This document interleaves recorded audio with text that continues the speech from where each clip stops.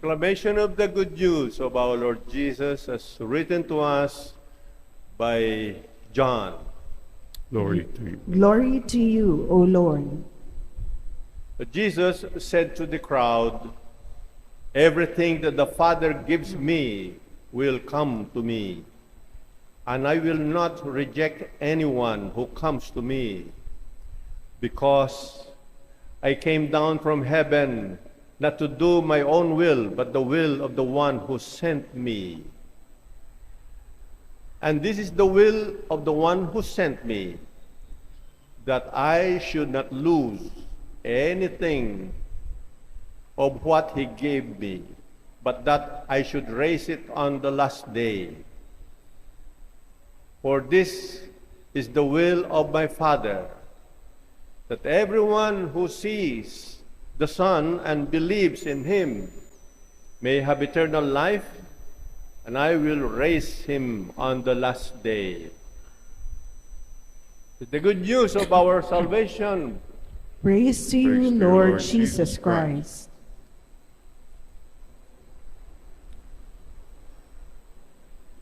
Come, Holy Spirit, bless this unworthy priest. And dear Lord, O Holy Spirit, speak to the heart. Speak to the heart of all who listen to you. Come, Holy Spirit, come. Sisters and brothers, undas, knock, knock. Undas. Undas the way, aha, aha, I like it. Yun. Undas the way. Only to remind us that undas need not be a very sorrowful time. In fact, it's a very joyful time because of two things. Number one, yesterday we celebrated All Saints' Day. We are reminded today that all of us are good, basically good. Kahit sino pong taong napakasama, there's always a goodness in that person. We are reminded too that we are all can become saints. We are all potential saints. Tignan mo yung katabi mo. Malay mo maging santo yan. Santa yan. Humingi ka na nga ng relic niya. Paala-ala lang po, in this world where everything parang evil and, oh no, we are reminded again of the basic goodness of everyone. Today, we pray to God, Lord, I am not good. I am not that good. But Lord, I know I am not that bad either. Please have this mindset of people. Kasi isipin mo, everything is wrong, everything is bad. No. I'm reminded,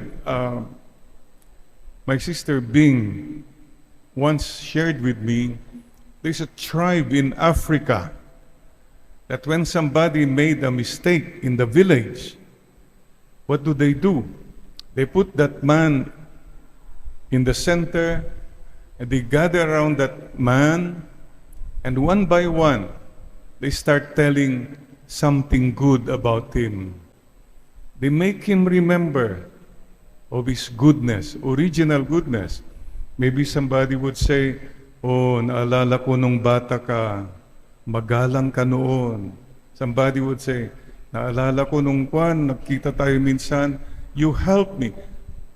I believe in my heart that this feast of All Saints' Day, although we don't become big-time saints, no, but at least we affirm the goodness of everyone.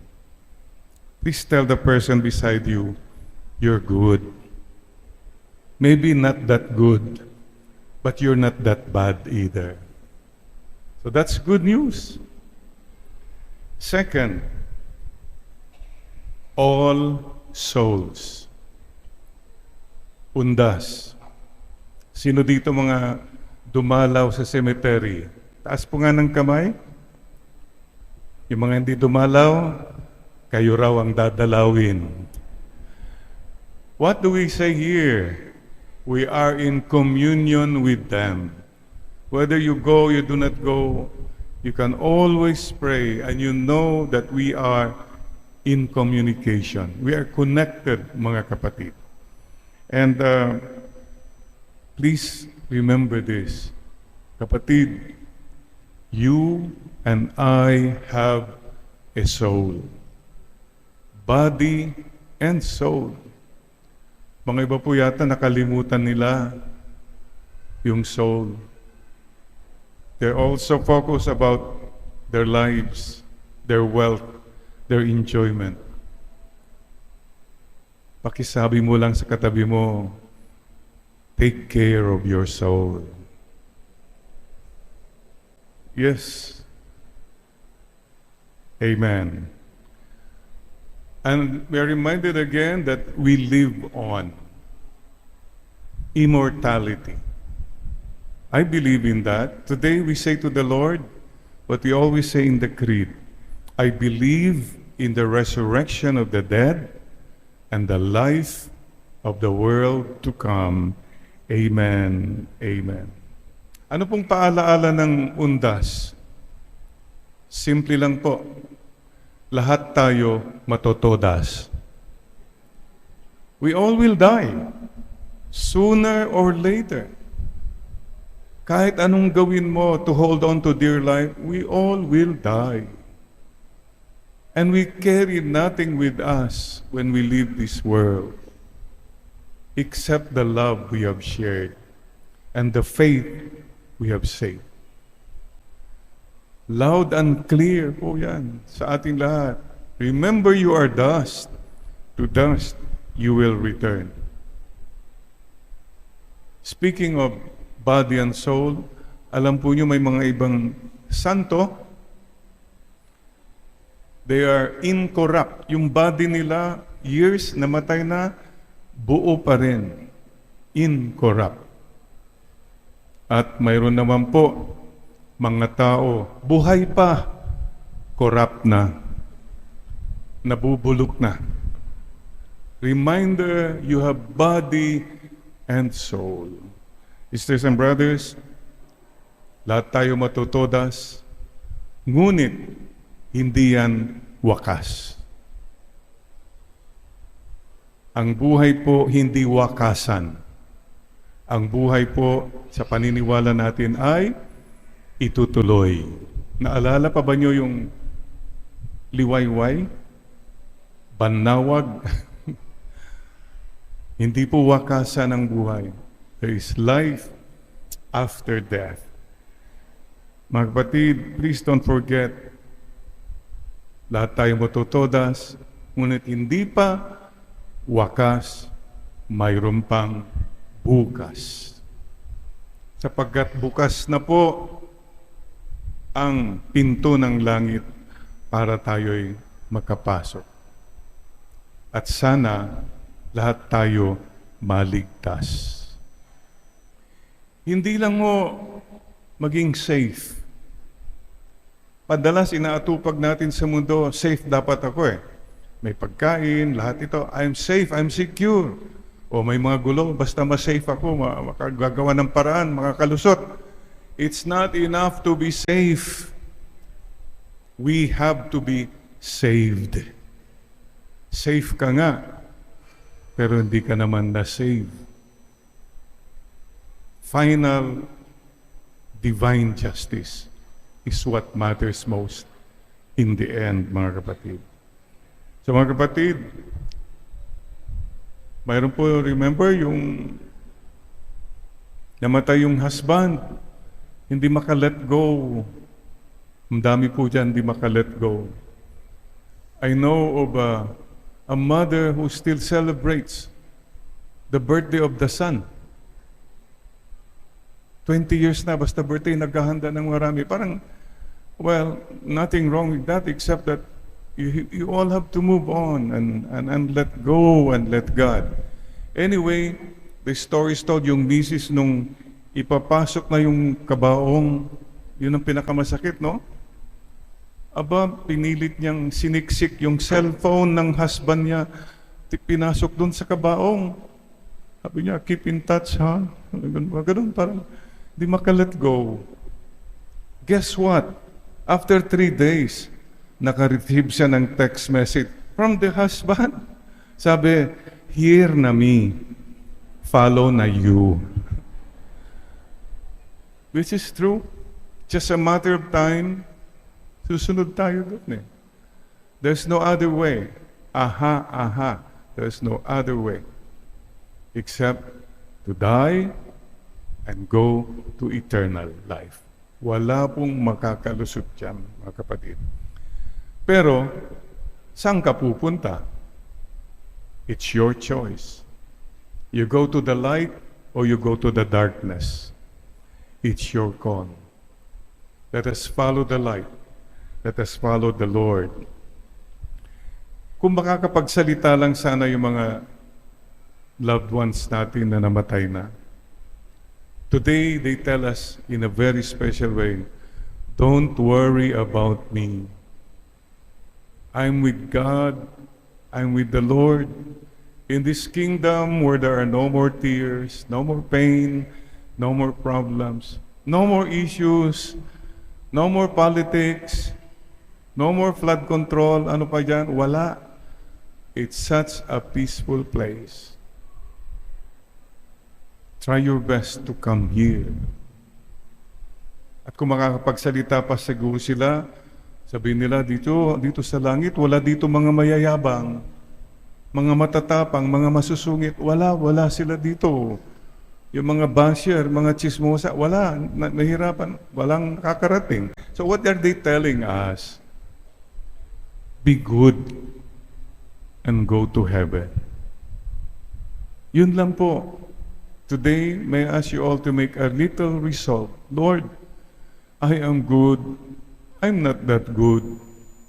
I'm not that bad either. And I desire, Lord, to go to heaven someday.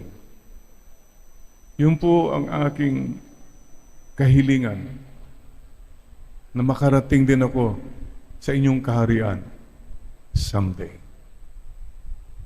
Your will, your way, your time. Amen. Isa pa hong gustong sabihin ng mga nauna na sa atin, lalo na mga mahal natin sa buhay. Today, they tell you and me, thank you. Salamat. Salamat sa pagmamahal. Salamat sa paalaala. Salamat sa pagpapahalaga ng ating pinagsamahan, pagpahalaga sa kabutihan. Remember them smiling at you. Don't remember them in pain, in sadness, or in anger. No. Telling us again, oh, love one another. Magmahalan kayo, ha? Masaya raw sila kung nakikita nila yung mga iniwan nila nagmamahalan. Malungkot sila kung may away-away. May court case pa kung ano-ano dyan. Usually po, minsan lang sa taon nadadalaw. Gaano kadalas ang minsan lang? Madalas, pupunta pa tayo doon, ang iingay. Halos sabihin nila sa atin, pwede ba, huwag niyo na kaming guluhin. Rest in peace na kami. Nag-picnic lang kayo, etc. I think more than anything else, it's a promise to tell them, we will follow the good things you told us. Magpapatawaran kaming magkakapatid. Magtutulungan po kami. These are the things that matter in the end. And please, we also would like to tell us again, see you in heaven. See you in heaven. So you better be good, and I'll see you again in heaven.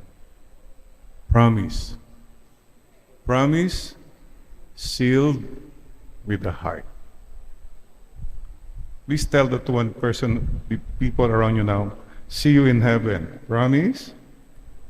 sealed with the heart. Ikatabi mo po. Ayan. Yan. Promise, sealed with the heart. Ayun. May simiko doon. Promise, matindi na promise yun. Binatukan yung katabi. Anyway, mga kapatid, there is heaven and we'll see each other again. This is our belief. You know, somebody once said, I read somewhere yesterday, bakit yung mga patay ang daming bulaklak? Nung buhay pa, halos wala. And the question is, are these flowers signs of regrets? Na hindi ko naibigay nung buhay ka pa, sige, ilalampsam ko na lang ngayon at nawala ka na. Mas maganda ho yata yung patak-patak na binibigyan ang mahal mo sa buhay. Oh, one more time. Yung katabi mo, buhay pa yan. Paki-appreciate mo na siya ngayon. Salamat, buhay ka pa. Salamat, magkasama tayo. Salamat. Thank you. 3 most important words, mga kapatid. Thank you. I'm sorry. I love you. Now na, tell the person beside you. Thank you. Sorry. I love you. Amen. Amen. So, let me end with a little poem I learned years ago. One little rose. And the poem says, I'd rather have one little rose from the garden of a friend than to have the choicest flowers when my life has come to an end. I'd rather hear a pleasant word in kindness said to me than flattery when my heart is still and my life has ceased to be. I'd rather see a loving smile from friends whom I know are true than tears shed around my casket when this world I bid adieu. So, bring me all your flowers today, whether pink or white or red. I'd rather have one blossom now than a truckload when I'm dead. One little rose. I invite us all now to bow our heads in prayer. Let's offer our one little rose, our love, our resolve to love pa more. Offer to the Lord now. I love you, Lord. Help me to love you more.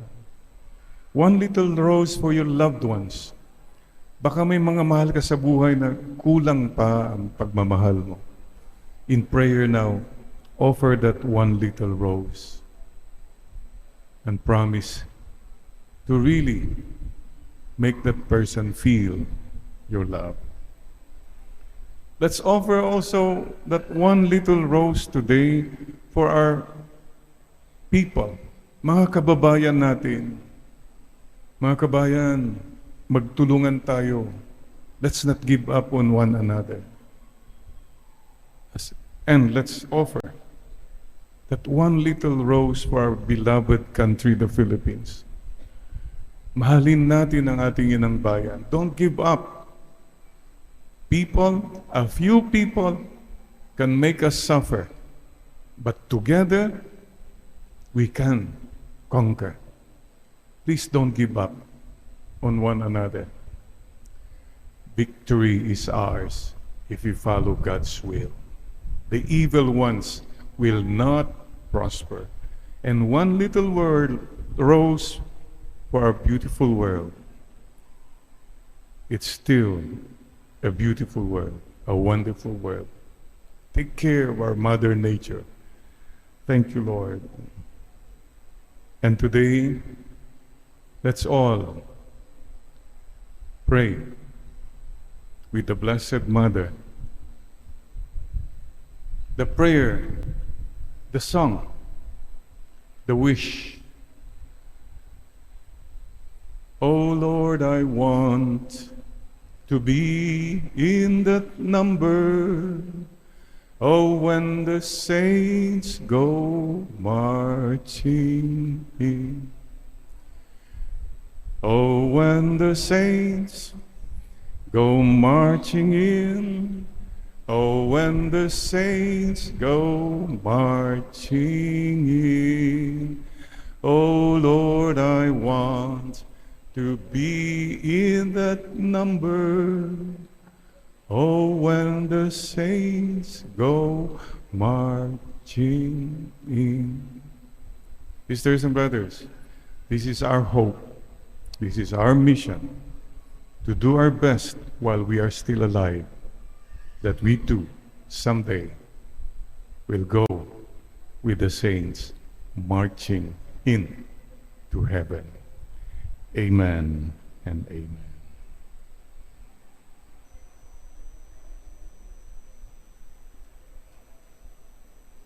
Having said that, siguro rin iparamdam natin ang presensya, pagmamahal natin sa katabi natin.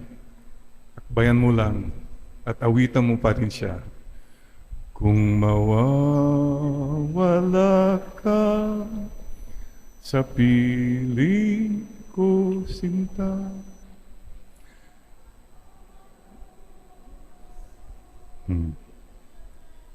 Alay ko.